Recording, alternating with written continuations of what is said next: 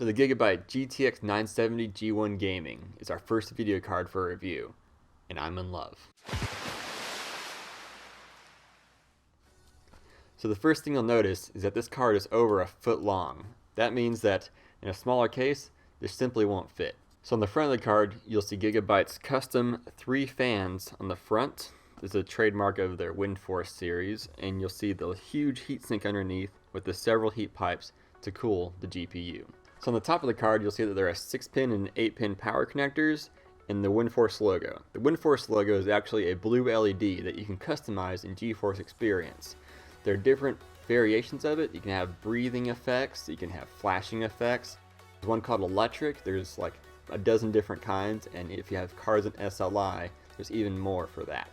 On the back of the card, you can see the backplate, which is very sleek, and it has a G1 Gaming logo. It doesn't really do much, it just kind of supports the card since it is a very large card, and it looks pretty nice.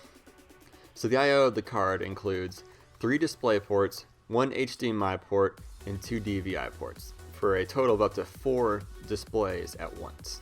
For our test, we used a 5820K at 4.5 GHz and 16 gigs of RAM at 2800 MHz. So if you're buying this card, it has a ridiculous aftermarket cooler on it, so you should really overclock it. I managed to get a plus 141 MHz overclock on the core, for a total of 1520 MHz, which is a huge overclock, and most people can't get that high. You should be able to at least reach 1500 on your card if you buy one for yourself. On the VRAM, I managed to get a positive 400 MHz overclock for a total of 7810 MHz, which is ridiculous. So despite these simply insane overclocks, the card managed to keep cool at under 70 degrees Celsius for all of the benchmarks. This is in a case in a real world setting. I mean, I just ran it in my computer and it stayed super cool. So for our first benchmark, we have Tomb Raider running at ultra settings. As you can see, this game is extremely well optimized. The 1080p benchmark reached a maximum of 194.6 frames a second, with an average of 170. And the 1440p still maintained a very solid 99 frames a second. So in the Bioshock Infinite benchmark, we reached an average 136 frames a second at 1080p. And at 1440p, the average was only 37.3 frames a second. I'm not really sure why this happened. I think it's just an anomaly because no other 1440p benchmark is so disproportionately low. In Shadow of Mordor, we got a very respectable 98.9 frames a second at 1080p. These are at very high settings. And at 1440p, we had 76.5 frames a second. Very excellent for a game that uses so much VRAM and is very demanding. In Firestrike, we got a graphics score of 12,883.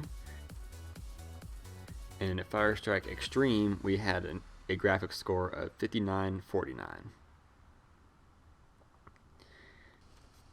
In Star Wars Battlefront, at ultra settings, we managed to get a very respectable 102.4 frames a second at 1080p, and at 1440p, a solid 63.6 frames a second average.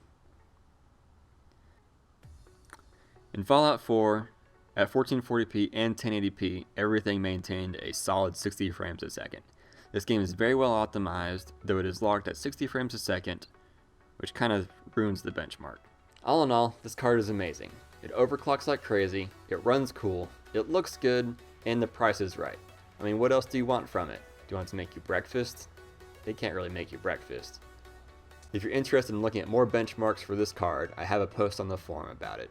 Also, if you like this video, check out the rest of our channel. We have Star Wars Battlefront benchmarks, Fallout 4 benchmarks, Sony Vegas tutorials, keyboard reviews, and all kinds of stuff. So check it out.